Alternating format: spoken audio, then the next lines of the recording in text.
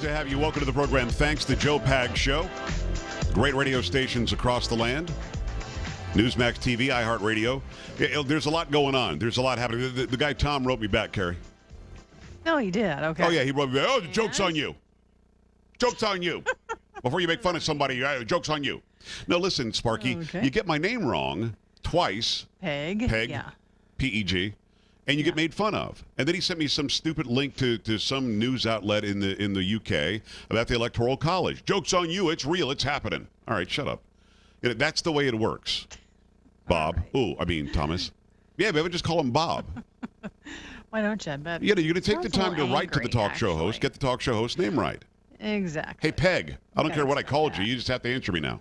All right, so there you go. Veterans Day, we appreciate that. I want to go into the protests a little bit. It's interesting how the major news media is reporting it as protests, and they're generally speaking peaceful. No, these are not protests. These are riots. And by the way, destroying property out exactly. there. You've got a situation in Portland, Oregon, where they were showing shattered cars. In Oakland, California, where they're on top of a police cruiser that all the taxpayers paid for, a police SUV, and they're just ruining it. They're just absolutely ruining it. People need to be arrested. People need to be thrown in jail. People need to be made an example of. Again, there is the right to protest, but there are also rules and regulations that go along with the protests. Like you can't shut down a major highway. You do that, you go to jail. I mean, enough is enough. And again, there is picture after picture after picture of these buses that are chartered buses filled with protesters. These are paid political activists, is who they are. I just got a link from a friend of mine that a piece of garbage alleged news outlet, an online newspaper that's by and large ignored unless you're high, that is talking about, San Antonians are going to protest this weekend. No, they're not. A bunch of bust-in idiots are going to protest possibly in San Antonio this weekend. And you, as an alleged news outlet, should write that in the story. Paid political protesters are on the way by the busload from Austin to San Antonio. They were bussed into Austin. They'll be bussed into San Antonio. They were bussed into Portland. They were busted. Well, they're not bussed into Oakland. Oakland was just looking for a reason to riot. At the end of all of this, what you have is a few scattered cities where you've got these so-called protests where people are paid protesters, where they're turning into riots. You've got people who are being injured, people who are being beaten up, people whose property is being damaged, and enough is enough. It's fake. It's feigned. It's made up. Because if you go to these protesters, and I'll open up the phone lines to them right now, what is it that you want? What do you want? Well, because I ruined the police cruiser and I ruined some cars and some property in Portland, I want you to overturn the results of the election. Carrie, is that what they think they're going to get? Maybe. It's not going to happen. When does that happen? When does that ever happen to where we go and light some stuff on fire? It's never happened. And suddenly we're gonna overturn the results of an election.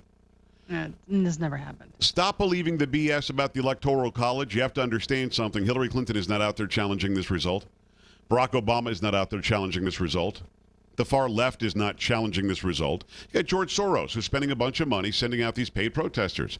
That's what's going on. And it's not okay. It's not okay. All right, I've only got a couple of minutes, and I don't know that I'll be able to get this entire thing in. Carrie, have you got that story from SMU? I do, yes. All right, why don't you read the story that you have, because I think it'll cover the first and the last of it. I'll give people the outline. This is the daughter of a slain police officer in Dallas, was invited to go and be part of a ceremony before a volleyball game at SMU, Southern Methodist University in Dallas area. And then she was disinvited. She was disinvited because the faculty there thought that it would be too offensive, or some people would be offended by it, and because of the culture that we have right now, and so on and so forth.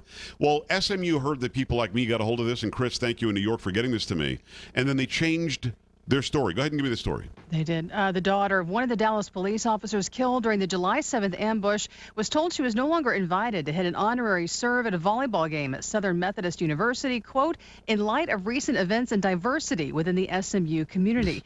The university has since apologized and re-extended the invitation, but it did not explain why the invite was spiked in the first place. Heidi Smith shared the email she received from a university official Thursday night on Facebook. Her husband, 55-year-old Sergeant Michael Smith, was one of 5 officers killed by a lone gunman during an attack after a July protest. 9 other officers and 2 civilians were injured in the attack. Quote, Victoria was scheduled to serve an honorary serve at the SMU volleyball game this Saturday to honor her dad, Heidi Smith wrote in the Post. This is the email they sent me today to back out. I had to read it to Victoria after dinner tonight. And the email said there would no longer be an honorary first serve at Saturday's game against South Florida due to a communication breakdown and concerns about optics. Quote, the volleyball program was not correctly informed. This would be taking place at the game, the email Smith shared reads. It continues saying the demonstration could be deemed insensitive. Smith redacted the name of the sender, who does not explain what recent events would make the honorary first serve appear inappropriate, though there have been demonstrations across the country against President-elect Donald Trump. Is she going to go because she's been re-invited now? Because we're almost up against the break here. Is she going to go or not? Do we know? I don't think we know yet. But She's been re-invited. I've reached out to her. Yes. If she gets back with me, I'll let you know what she says.